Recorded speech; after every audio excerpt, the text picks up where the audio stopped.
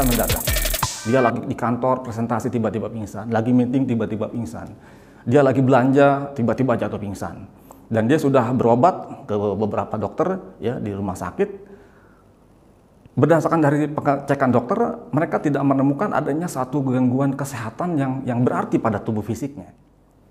Kupas tuntas psikosomatis dan cara mengatasinya. Dari sekian banyak kasus yang kami tangani, kasus yang tergolong cukup banyak dan menurut kami cukup menarik adalah kasus-kasus yang terkait dengan psikosomatis. Nah, video ini saya buat khusus ya, jika Anda penasaran ingin tahu apa itu sebenarnya psikosomatis, sejauh mana efek atau bahaya dari psikosomatis ini, dan tentu saja di akhir video ini saya akan berikan teknik atau cara bagaimana cara mengatasi psikosomatis. Jadi seperti biasa, pastikan Anda menontonnya sampai tuntas, nggak pakai skip-skip.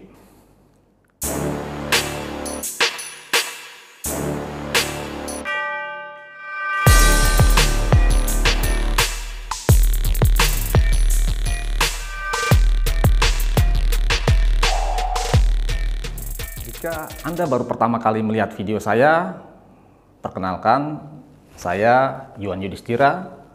Saya adalah seorang hipnoterapis klinis aktif. Ya. Saya adalah founder juga dari Chandra di Muka ID Training Center Cibubur. Saya telah menulis beberapa buku dan buku terakhir saya berjudul Teknik Sederhana Kekuatan Pikiran Bawah Sadar untuk Mencapai Apapun yang Anda Inginkan, diterbitkan oleh Alex Media Komputido. Baik, kita awali video ini dengan penjelasan apa itu psikosomatis. Jadi teman-teman, secara bahasa, ya, psikosomatis ini berasal dari penyusun dua suku kata. Ya. Jadi ada dua akar suku kata yang menyusun psikosomatis. Akar kata pertama adalah psike, berasal dari bahasa Yunani ya, yang artinya adalah mind, jadi atau pikiran. Itu akar kata pertama. Dan kemudian disusun juga dari suku kata berikutnya yaitu soma, yang juga berasal dari bahasa Yunani dan itu artinya tubuh atau badan. Nah, jadi psikosomatis ini merujuk pada suatu kondisi ya, di mana terjadi sakit pada tubuh fisik yang disebabkan oleh faktor mental. Atau faktor psikologis, ya, baik itu misalnya stres atau konflik batin. Jadi terminologi psikosomatis ini menggambarkan suatu hubungan ya, yang jelas antara tubuh fisik dan pikiran. Jadi ada suatu kesakitan pada tubuh fisik disebabkan oleh pikiran. Kemudian pertanyaannya kan, berarti ada sakit fisik yang tidak disebabkan oleh pikiran? Ya, berdasarkan terminologi ini tentu ada. Jadi contoh yang sangat jelas adalah misalnya patah tulang atau terkilir dan sebagainya. Jadi itu adalah sakit yang karena sudah dipastikan bukan karena suatu penyebab pikiran. Nah, dengan memahami pemahaman ini, ya, bagaimana kemudian kita tahu bahwa sakit kita atau sakit pada tubuh fisik yang saat ini dialami adalah psikosomatis atau bukan? Nah, ini adalah pertanyaan yang harus kita jawab ya, dan sangat penting. Saran yang paling bisa saya berikan secara bijaksana, apabila misalnya saat ini Anda mengalami keluhan sakit fisik, maka pergilah ke dokter. Ya, biar dokter cek secara detail. Ya, mungkin lab dulu, periksa darah dan lain sebagainya. Nah, jika hasil pemeriksaan dokter dari lab dan lain sebagainya, dokter tidak menemukan ada suatu penyebab yang sifatnya fisik, maka bisa jadi itu adalah psikosomatis. Jadi simpelnya Anda merasa sakit atau pikiran Anda membuat tubuh fisik Anda sakit. Nah, gitu ya. Jadi syaratnya Anda cek dulu dokter. Begitu dokter tidak menemukan satu hal, itu artinya ada yang menyebabkan dari pikiran ataupun emosi Anda. Nah, mungkin ada juga yang meragukan bahwa pikiran ini benar-benar bisa mempengaruhi tubuh fisik. Dan pada kesempatan ini saya akan memberikan satu contoh ya, supaya Anda juga benar-benar bisa menerima, memahami bahwa pikiran mempengaruhi tubuh fisik. Nah, jadi pernahkah misalkan Anda ketika sekolah, ya tiba-tiba Anda disuruh maju ke depan kelas. Misalkan ketika SD Anda disuruh nyanyi mendadak. Atau misalnya Anda disuruh ke depan kelas mengerjakan soal. Suruh mengerjakan langsung di depan kelas. Dan pada saat itu Anda nggak siap. Saya pernah ngalamin seperti itu. Lalu apa yang terjadi?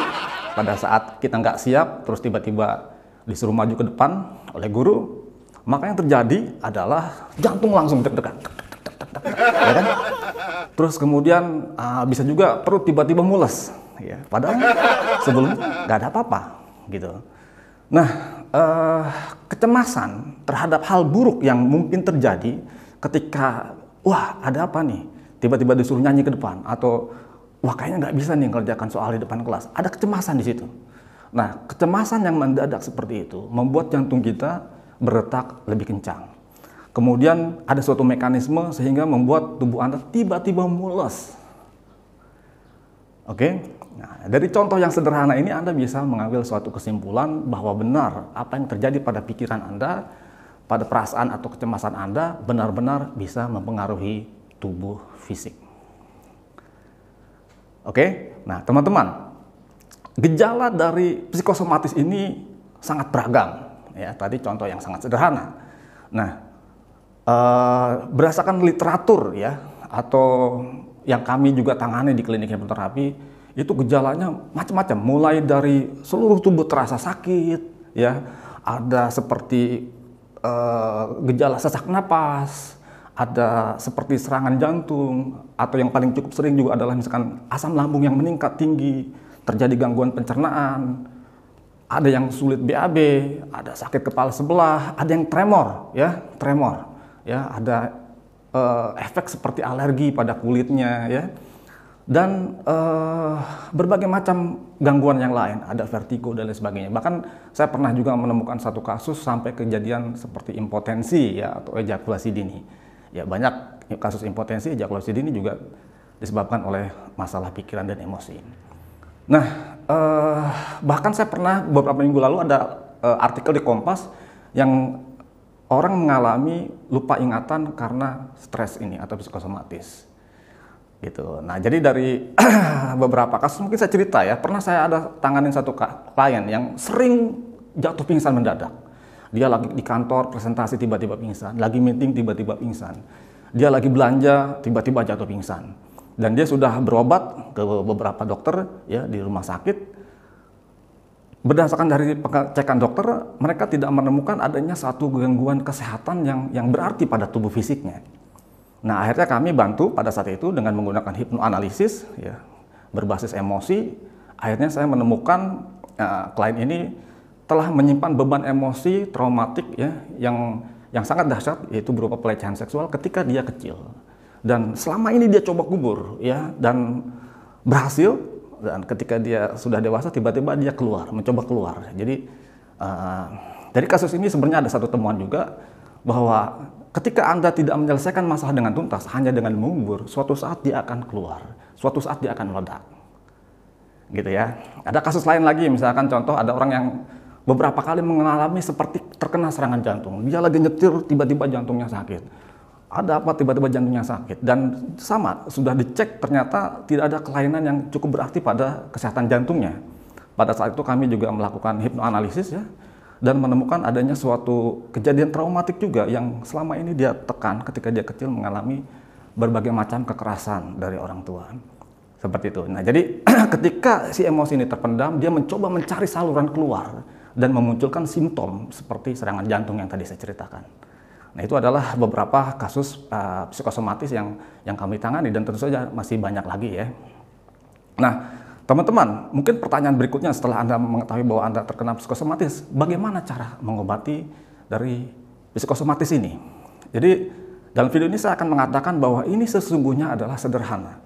Ya. Jadi yang penting pertama adalah Anda harus paham bahwa pikiran dan emosi Anda mempengaruhi tubuh fisik. Itu Anda pegang. Kemudian yang kedua, Anda harus cek juga ke dokter bahwa tubuh sakit Anda ini memang bukan karena sesuatu yang fisik. Ya, ketika Anda mengecek dan Anda menyadari bahwa ada pikiran dan emosi yang membuat tubuh Anda sakit, maka yang ketiga adalah bahwa Anda harus percaya bahwa Anda memegang kendali terhadap pikiran dan emosi.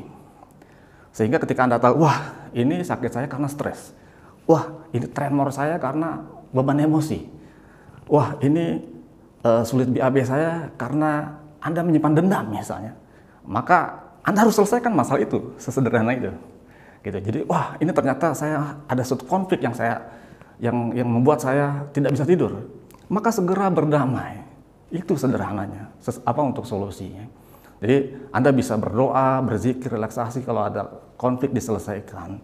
Ya, jangan menyimpan beban emosi di dalam diri Anda karena itu suatu saat akan menggerogoti tubuh fisik Anda. Nah, tentu saja misalnya Anda tidak bisa menemukan itu sendiri, Anda maka bisa meminta bantuan profesional hipnoterapis untuk mencari akar masalahnya, karena hanya seorang profesional hipnoterapis klinis yang cakap dan handal yang bisa melakukan hipnoanalisis, mencari penyebab akar masalah sakit fisik Anda. Gitu ya. Dan jangan sekali-sekali pergi ke orang pinter gitu. Karena orang pinter nanti Anda dipinterin. Baik. Saya juga mungkin akan menyarankan kepada Anda untuk sering-sering melakukan relaksasi. Seandainya Anda saat ini tidak ada gangguan psikosomatis pun, relaksasi yang Anda lakukan secara rutin itu akan membuat bukan hanya pikiran dan perasaan Anda lebih rileks, ya, tetapi juga sebenarnya itu membuat tubuh fisik Anda sehat. Dan saya akan berikan satu teknik sederhana, ya, teknik sederhana relaksasi dengan menggunakan nafas yang sederhana. Jadi gini, caranya sederhana, Anda cari posisi yang nyaman. Kalau saya biasanya duduk, ya, punggung agak tegak, tapi nyender, rileks, santai. Kemudian yang saya lakukan adalah saya memejamkan mata untuk meminimkan respon dari luar, kemudian menarik napas panjang dari hidung, kemudian perut saya dikembungkan, hembuskan napas perlahan-lahan, perut dikempiskan kembali. Tidak ada proses penahanan nafas. Jadi tarik napas, perut kembung, buang napas, perut mengempis kembali. Rileks, santai, nyaman, nikmati. Nah, mungkin pada saat Anda pertama kali melakukan latihan nafas yang sederhana seperti itu, bisa jadi pikiran Anda jalan kemana-mana, no problem, nggak ada masalah, dinikmati saja. Jadi pastikan Anda melakukan itu sesering mungkin. Nah, ketika Anda melatih itu sesering mungkin, maka tadi saya katakan yang terjadi adalah pikiran Anda lebih tenang, perasaan Anda lebih nyaman, dan itu juga akan mempengaruhi tubuh fisik Anda. Jadi sesederhana itu untuk menjaga kesehatan kita. Dan misalnya seandainya Anda ingin belajar lebih jauh, ya, lebih lanjut lagi terkait dengan bagaimana Anda bisa memberdayakan diri Anda, kami menyusun suatu teknik seni pemberdayaan diri, ya, metode pancuran 1000. Linknya ada di deskripsi. Jadi teman-teman yang berminat berjodoh untuk mempelajari teknik ini tentu saja silakan untuk mengunjungi websitenya. Jadi tapi seandainya enggak pun, Anda cukup melatih relaksasi nafas tadi, tarik napas panjang dari hidung, hembuskan, perut mengempis kembali, rileks, mata dipejamkan. Jadi itu adalah satu teknik yang paling sederhana yang bisa Anda lakukan. Kalau sampai teknik yang sesederhana itu tidak bisa Anda praktekkan, maka mungkin Anda juga tidak bisa mempraktekkan teknik-teknik pernapasan yang lain, ya, yang lebih advance. Demikian, terima kasih atas perhatian Anda. Jika Anda merasa video ini cukup memberikan manfaat kepada Anda, ya, silakan like, subscribe, dan share ke beberapa teman-teman Anda. Saya Yuan Yudhistira, senang sekali bisa menjumpai Anda. Sampai ketemu kembali dalam video-video berikutnya.